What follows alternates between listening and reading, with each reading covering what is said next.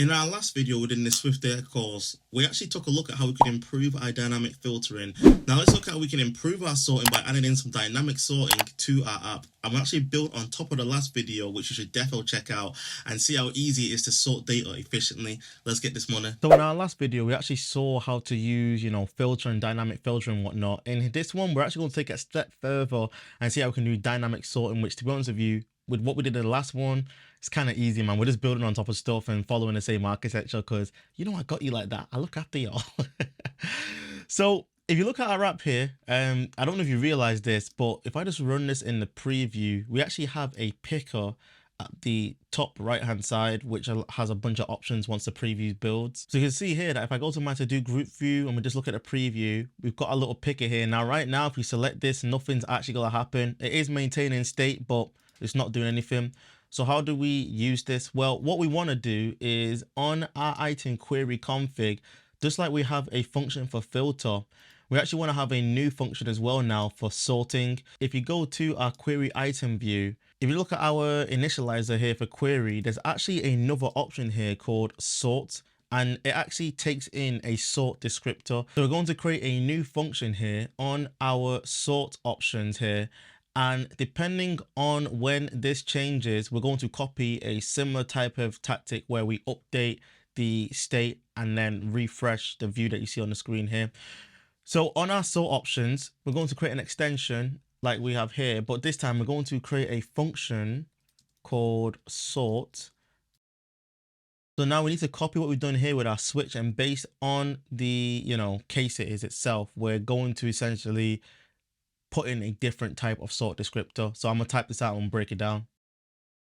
So you can see here, we're using key paths here, and we're just saying for title, sort on title, due date, and the category title as well. So you can just switch it and whatnot. So like I said before, we do have a state property for tracking the selected sort option that someone has, selected. So what we want to do is that we want to literally track which one this has changed to, and then based on what has changed, we're just going to update what we pass into here. Now, if you're enjoying this video so far, I'd really appreciate it if you gave it a thumbs up, and also you subscribe to the channel and hit notification bell to get updates for whenever I release a new video. Also as well, this is actually part of a free SwiftData course that you should see on the screen here, so make sure that you check that out as well. So back in our query item view, we're going to update this now to have a new parameter here called sort, and this will be sort option enum.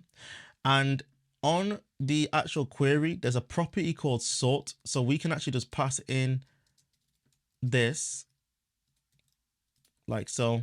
Cool. And this will now help us sort the item. Now what will happen is that we'll get a bunch of errors in our preview, which is fine. We'll fix this. And by default, I'm just going to say it should just do it on its title. So we'll just pass in title on all these previews. Look at the name. The name in there is awful, man. Sort. Oh, man. Yeah, man. It is what it is. So basically, let's go back into our view. And then in here, all we need to do now is just literally pass in our selected sort option.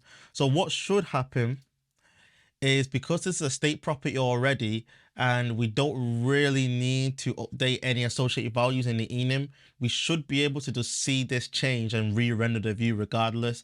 So we'll just test this out, and we've got an error, and that's because we haven't passed it in here.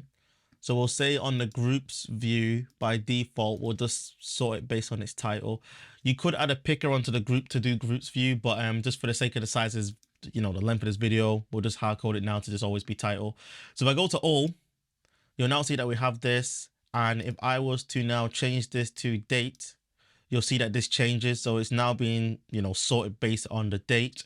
And if I was to choose category, you'll see now that it's being sorted based on the category. So life is at the bottom. So you can see how you can build sort, descriptors and build that up. So one thing I do want to show you is that when you're working with sort descriptors, and I'm pretty sure I went into detail about this in my last video about sorting as well.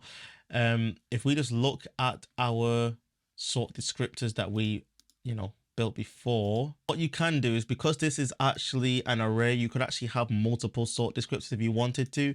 But one thing I do want to do is just add in here the order, and we'll just do this for date. Now, I'm not gonna lie to you, I can never remember what ascending and descender is, so we're just gonna run this and hope for the best.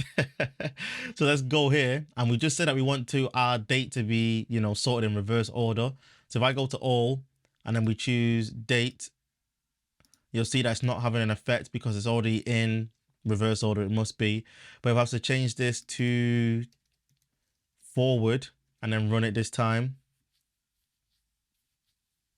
and then go here and then do that again, you'll see that it changes, and now sangria is here. So you can see here, yeah, so it's from 13th to the 15th to the 16th. So it's showing the nearest one first and whatnot. So you can actually add a whole bunch of sort orders here if you wanted to, and combine them and do whatever it is that you want to do. Now, I've got to put a bit of disclaimer here, because with SwiftData, when you're doing sorting, there is a few things to be aware of. And one of those things is, well, just one of them is that you can't actually sort based on an enum. So that's not actually supported at this moment in time.